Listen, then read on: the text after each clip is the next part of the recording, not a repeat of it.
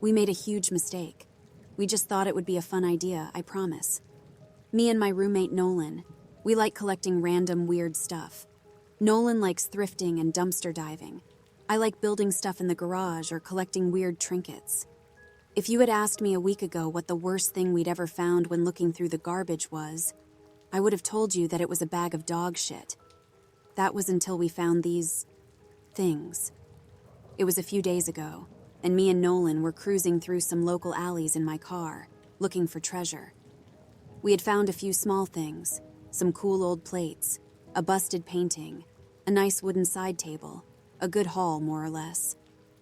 We were driving behind a strip mall, passing some dumpsters, when Nolan grabbed me by the shoulder. "Dude, look," he said, pointing to a dumpster just ahead of us, where a set of white feet were poking up from the top. I immediately pulled the car over and parked it in front of the dumpster. We got out, hopped up on the ledge of the dumpster, and peered inside. Mannequins? Sick. I grinned. "Think we can fit them?" Nolan asked, looking at me. "We'll make them fit. Here, you fish them out. I'll go make space," I said, as I stepped down and popped the trunk of the car. I moved the few things we had found so far into the trunk and pointed out that the mannequins could be stacked horizontally in the back seat. There were 3 of them, definitely not brand new, but not too bad for a dumpster find. A few scuffs and scratches here and there, but it wouldn't be a problem. This was a good enough find to make us return home satisfied with our catch, which we did. We unloaded and stacked everything in the garage and brushed off our new treasure, the mannequins. "What should we do with them?" Nolan asked. We both pondered for a moment. "You know what would be hilarious?" I started. "What if we put speakers in them and made them say creepy shit to scare people?" "That's genius." Nolan smiled, nodding his head. We spent the next hour or two cutting holes in the backs of the mannequins' heads and taping some small Bluetooth speakers into them. We found an app that would let us broadcast our voices from our phones directly to the speakers, so we spent the rest of the afternoon playing around with that until we got bored. We sent a few pictures and videos of them off to our friends, who all thought that we were crazy. Our other 2 roommates weren't thrilled at the idea of the weird speaking mannequins being part of the household, but we waved them off and told them they'd get used to it. I wish we'd listened to them. It was the next morning, as I was having a cup of coffee and browsing Instagram at the kitchen table, that Nolan came into the kitchen, laughing as soon as he saw me. "You got me good with that one last night," he said. "Huh?" "The mannequin you put outside my bedroom door. Real spooky." "Wasn't me," I said. "Must have been Amy or Sunny, our other roommates." "Yeah, sure, whatever. I'm gonna get you back, though, just you wait," Nolan said with a dismissive wave of his hand, as he took a cup of coffee for himself and went back upstairs. That day passed as any Saturday would, mostly doing nothing, a bit of cleaning around the house. Later in the evening, we invited a couple of friends over so that we could crack open a few beers and have a fire in the backyard. We showed off our mannequins, and everyone hated them except for me and Nolan. We didn't really care, though, but we put them back inside so that they wouldn't bother people too much. "Going to the bathroom. Anyone need anything?" I asked, standing up from the fire. 1 or 2 people wanted beers, so I nodded and went inside. The bathroom door was slightly ajar and the lights were off, so I figured nobody was in there. I pushed the bathroom door open and gasped, jumping back suddenly as I saw one of the mannequins standing in the middle of the bathroom. "Boo!"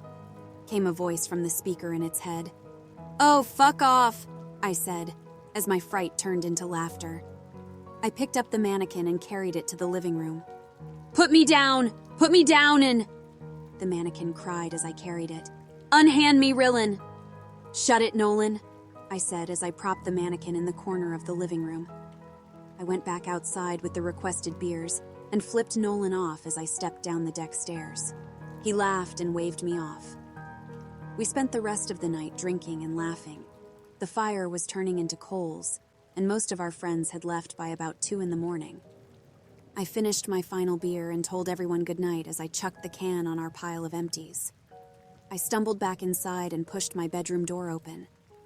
I was too drunk to be scared this time, so I merely chuckled to see all 3 mannequins lined up on the far side of my bed.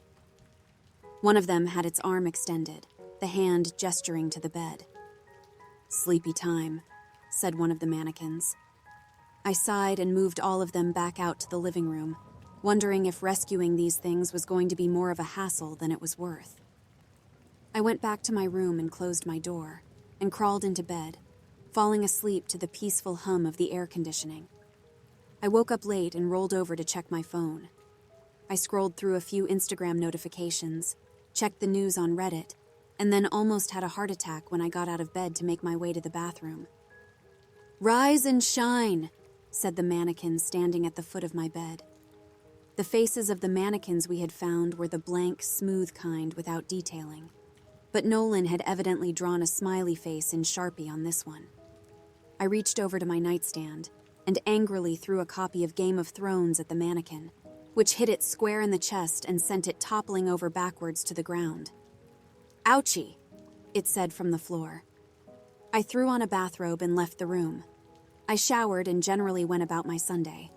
When I returned to my room to get dressed, the stupid mannequin was still sprawled on the floor with the stupid smile on its face.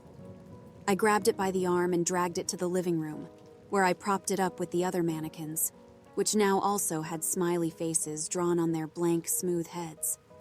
Sunny worked late that day, and Nolan and Amy were out doing something, so I had the house to myself.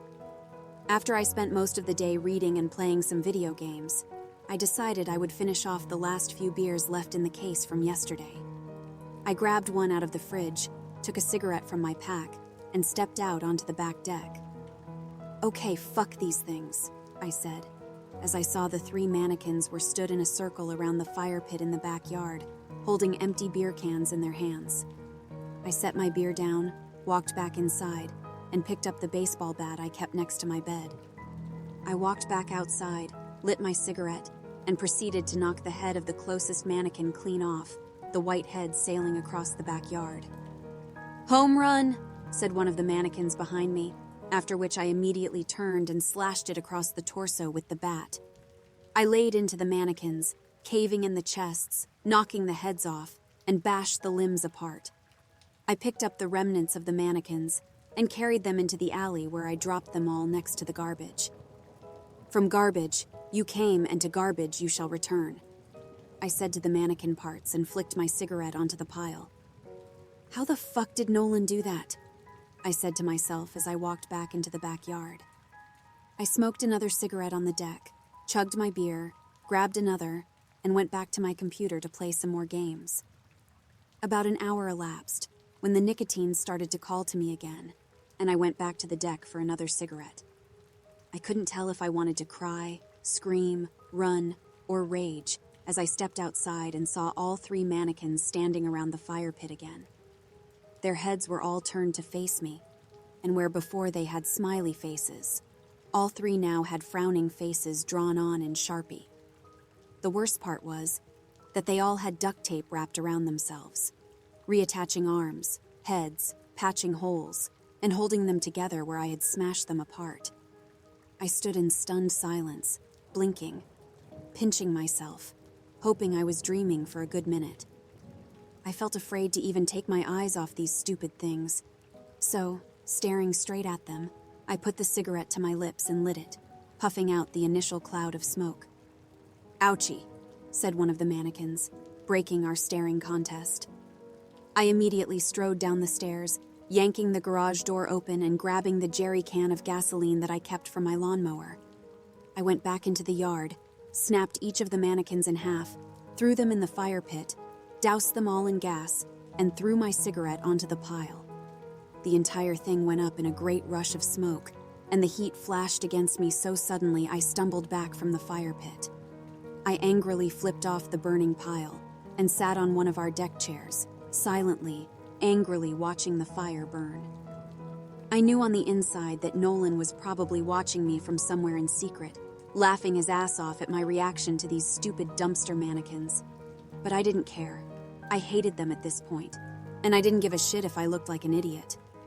Once the fire had burned itself out, all that was left were a few charred pieces that evidently weren't made of anything meltable, and a pile of molten black something? Plastic, maybe? I don't know what they make mannequins out of. I angrily made my way back inside the house, heading for my office. I was walking by the living room when I heard it. Hot. I stopped dead, too afraid to look. I slowly turned my head, and in the darkness of the living room I saw 3 still humanoid shapes. They were charred black, with wisps of smoke rising off of them to the ceiling. I felt my legs go weak and my heart start racing. I ran back to the bedroom and slammed the door. I threw everything on the top of my dresser to the floor and pitched the whole thing on its side against my door. I sat down on the floor of my room and started to write this. Please, someone, please just tell me how he managed to do it. I know that mannequins can't come to life. It's impossible. I know it is. How did Nolan do it? Why did he do it? Why? I keep yelling through the door, begging, pleading, just wanting to know how he did it. They're not real. It's a joke. It has to be a joke. Please, you guys are the ones who know about supernatural creepy things. I need to know what's happening. I need to know this isn't real. I'm dreaming, hallucinating. It has to be that. But I've never had a dream like this before. They're right outside the door. I know it, because all they're saying now over and over is, sleepy time. Please, somebody help me.